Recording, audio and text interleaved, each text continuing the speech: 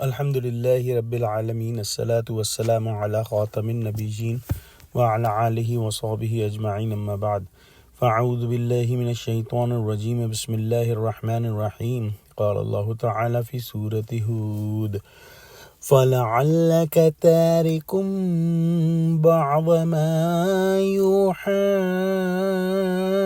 إِلَيْكَ وَضَائِقٌ بِهِ صَدْرُكَ أَن يَقُولُوا لَوْلَا أُنزِلَ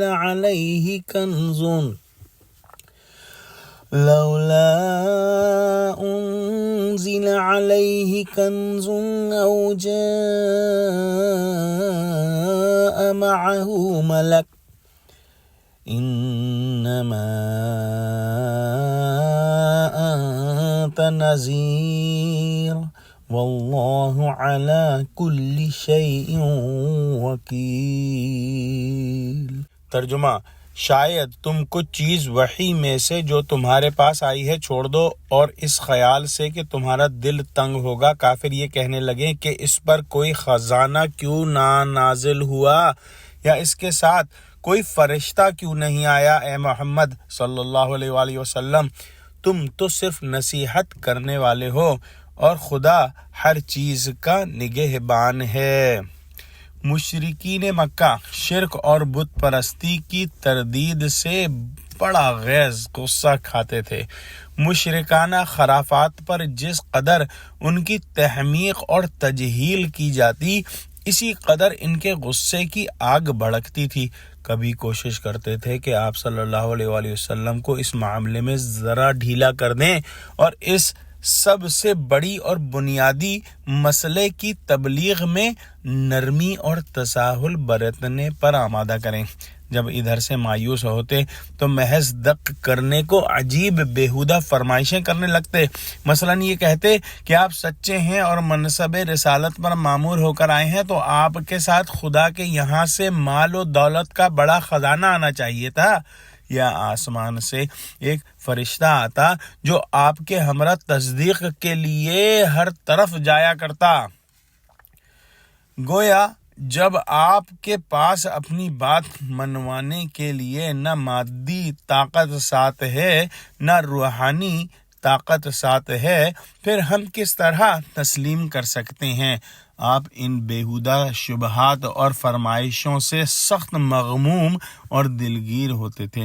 ممکن ہے کبھی ایسا خیال بھی دل میں گزرا ہو کہ ان کے معبودوں کے معاملے میں اگر خدا کی جانب سے اس قدر سختی اختیار کرنے کا حکم نہ رہے، تردید کی جائے، مگر فی الحال قدر نرمی اور رواداری کے ساتھ تو شاید زیادہ مؤثر اور مفید ہو۔ یا جو فرمائشیں یہ لوگ کرتے ہیں ان کی یہ ضد بھی کسی حد تک پوری کر دی جائے تو کیا عجب ہے کہ مسلمان ہو جائیں۔ بہرحال وہ ایسا نازک اور پرخطر وقت تھا کہ تمام دنیا باطل پرستی کے شور سے گونج رہی تھی۔ صرف ایک مقدس ہستی تھی جس کے حلقوم سے حق کی آواز نکل کر باطل کے قلعوں میں زلزلہ ڈالتی تھی۔ آپ چاروں طرف سے موذی دشمنوں کے نرغے میں گھرے ہوئے تھے، کوئی جھٹلاتا، کوئی طعنہ کشی کرتا، کوئی مذاق اڑاتا۔ اس ماحول میں تصور کرو کہ اس مبلغ اعظم کی قوت قلب اور ہمت مردانہ کا اندازہ لگاؤ، جس کا تمام تر اعتماد و اتکال ظاہری اسباب سے ہٹ کر خداوند قدوس کے وعدوں پر تھا۔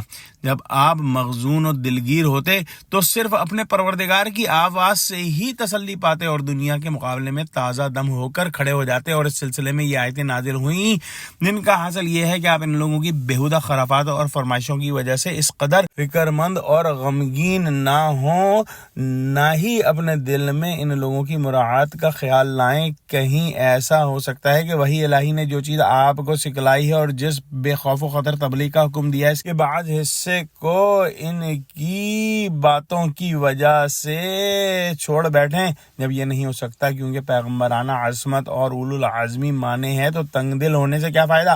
آپ کا کام صرف بھلے برے سے آگاہ کر دینا ہے۔ ان کی ہدایت کی ذمہ داری آپ پر نہیں، اللہ سبحانہ وتعالی ہر چیز کا نگہبان ہے اور وہی ان لوگوں سے نبٹ لے گا۔ دعا کرتے ہیں کہ اللہ سبحانہ وتعالی ہم کو قرآن کا فہم عطا فرما، آمین۔ آخر دعوانا الحمدللہ رب العالمین۔ السلام علیکم ورحمۃ اللہ وبرکاتہ۔